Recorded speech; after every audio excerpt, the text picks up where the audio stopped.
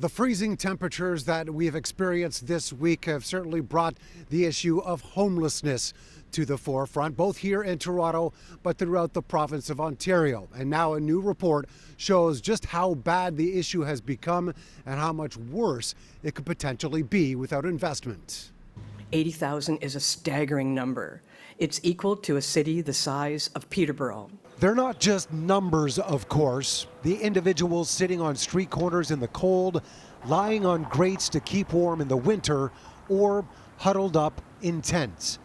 About 81,500 people experienced homelessness in Ontario in 2024. That's a 25% increase over the last couple of years.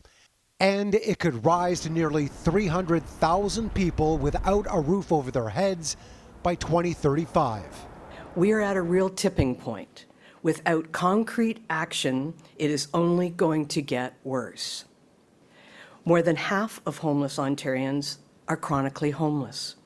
Too many people are stuck in a cycle because our homeless response system is broken and poorly funded. The Association of Municipalities of Ontario put together the study along with social service agencies and points out that municipalities paid for more than half of the $4 billion in funding for housing and homelessness programs last year. Premier Doug Ford is quick to defend the amount of money the province has provided to help, but admits Queen's Park has to continue to invest. I've never seen anything like it, but we need to support these people, get them back on their feet, get them a good paying job, and we need to build more homes. The Ford government introduced legislation last month that would give municipalities the ability to clear out homeless encampments. With that, $75.5 million was announced for homelessness prevention programs, in addition to the $700 million the province says it has already invested. 7 years in, we are not seeing solutions to homelessness. We know the solution to homelessness is actually housing, but it has to be deeply affordable housing. And instead, here in the province of Ontario, all housing starts are down.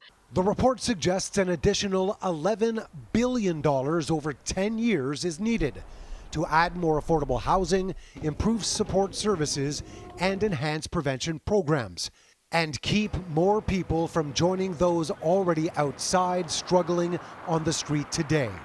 Let's understand that this is the floor, not the ceiling of the issue. The report also says that about a quarter of people considered homeless in this province are children and youth. That's under the age of 24. In addition to that, there's been a significant spike in the amount of refugees and asylum seekers considered homeless as well. Mark McAllister, City News.